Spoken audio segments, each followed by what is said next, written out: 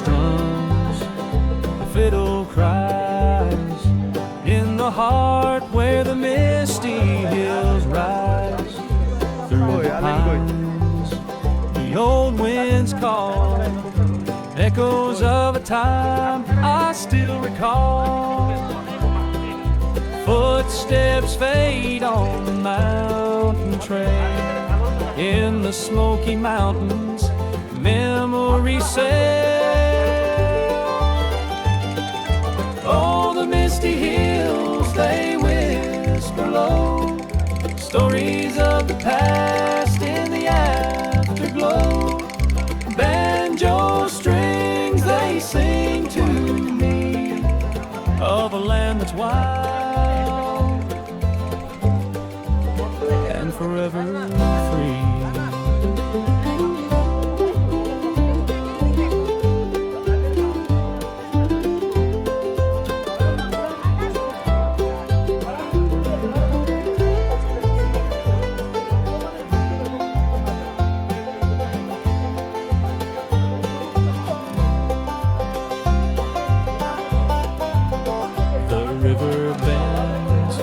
The moonlight gleams in the valley of 1,000 dreams.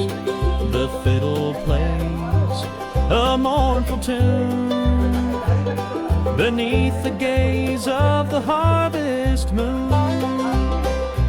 Oh, the misty hills, they whisper low, stories of the past in the afterglow. Banjo strings, they sing to me of a land that's wild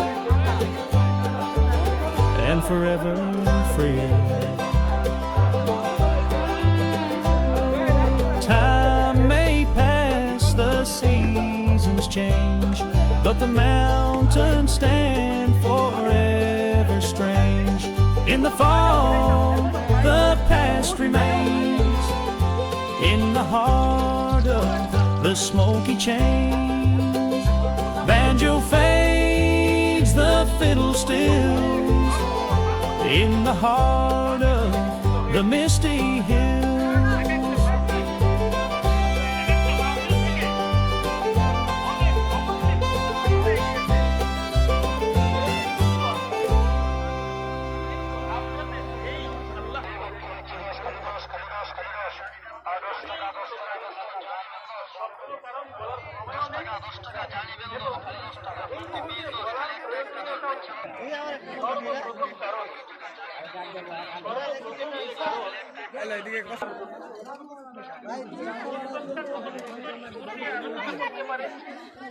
কত সুন্দর ডাক দিতে পারে, কিভাবে মানুষকে কত সুন্দর কারণে দিতে পারে।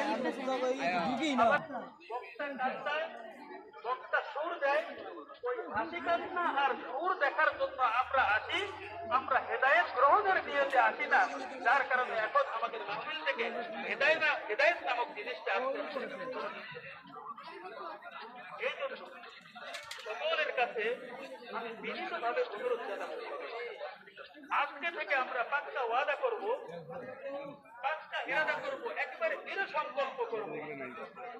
আজ থেকে যত মাহফিলে আমরা যাব, ওলামায়ে কেরামের আলোচনা শোনার জন্য আমরা যেখানে যাব, জাওয়াবাড়ি শরীফে সর্বপ্রথম এই হাদিসটা বুখারী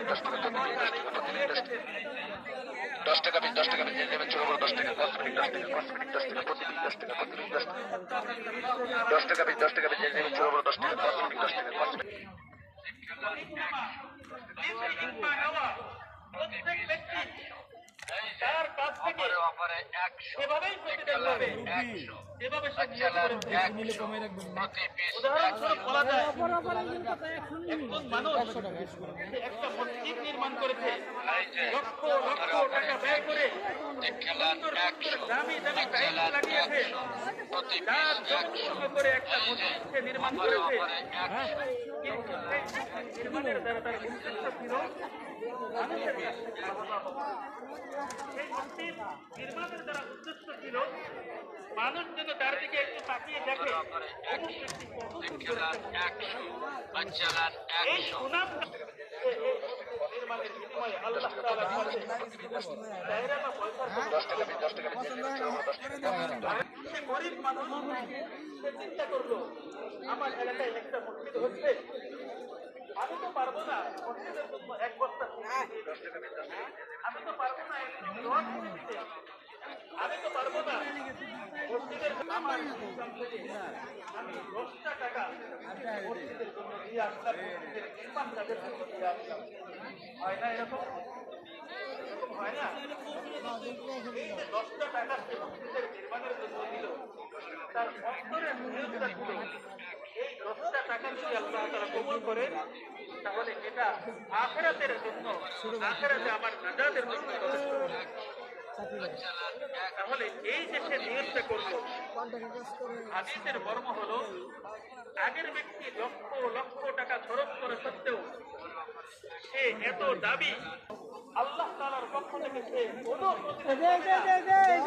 দ্বিতীয় যে ব্যক্তি যার সামর্থ্য মাত্র 10টা টাকা আল্লাহর রাস্তায়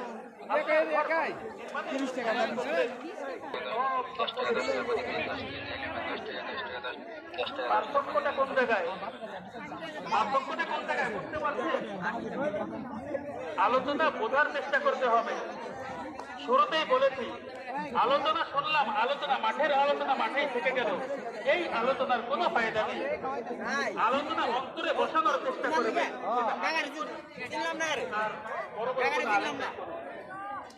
আলোচনা অন্তরে বসানোর চেষ্টা করবেন। আজকে আমাদের ভিতরে এই জিনিসটা নাই। কত রাখবে রাস্তা দিয়ে যায়, গল্প করতে করতে যায়। রাখতে পারবো ভাই। এত সুন্দর করে সুর দিয়া কত সুন্দর, এত সুন্দর ওয়াজ করতে যায়, এটা কত কি কইছে? দুইটা কথা শোনো।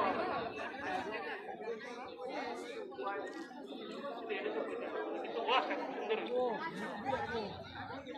কি বললো এটা আলোচনা করবেন। সকলের আলোচনা আপনারা মনোযোগ দিয়ে কসমেটিকের দোকান করলি খুব খেয়াল করে এলাকায় সিজনে দুল করা যায় গাড়ি অন্তরে গেঁথে নেওয়ার চেষ্টা মনে করো এবার গাড়ি ভালো একটা গাড়ি হলি যদি গেঁথে নিয়ে একদম শুরু করে বেল করছি হতে পারে 10টা কথা যদি আপনাকে কথার উপরে তো আপনি আমল করতে পারেন। হ্যাঁ এই আলোচনাগুলো করা হবে, হাদিসের আলোকে এই কথাগুলো বলা হবে, এই কথাগুলো খুব মনোযোগের সাথে শুনতে হবে এবং সাথে সাথে সেই আলোচনাগুলো মনে রাখার চেষ্টা করতে হবে, নিজেদের জীবনে বাস্তবায়ন করার চেষ্টা করতে হবে। এইগুলো প্রথম কাজ। এইগুলো কাজগুলো শুরু হয় না পহাজি দেবো আমাদের বিশেষ বক্তা চলে এসেছে, তাদের আমরা সকলে খুশি হবে যায়। আমরা সকলেই যেহেতু আমাদের বিশেষ বক্তা চলে এসেছে, আমি আর বেশি লম্বা সময় কথা বলবো না। আমার খুব মহব্বতের মানুষ, আমিও ওনাকে খুব মহব্বত করি এবং উনিও আমাকে খুব মহব্বত করেন। মাঝে মাঝে ওনার সাথে আমার দু একটা কথা বলছি, উনি আসলেই আমি ছেড়ে দেব। তো দ্বিতীয় যে কথাটা বলতে চাচ্ছিলাম সেটা হলো, প্রথম কথা কি বললাম? নিয়তকে সহি করতে হবে। প্রথম কথা কি বলেছি? নিয়তকে সহি করতে হবে যে আমি এখানে এসেছি শুধু কাঞ্চক করার জন্য নয়, বক্তার সুর শোনার জন্য নয়, তার জন্য আমি আসি নাই, বরং আমি এসেছি দু একটা কোরআন হাঁটবো এবং আমলে আনার চেষ্টা। আজকের মতো এই একটা কথাই বললাম, অন্তত এই কথাটা সবাই মনে রাখার চেষ্টা করেন।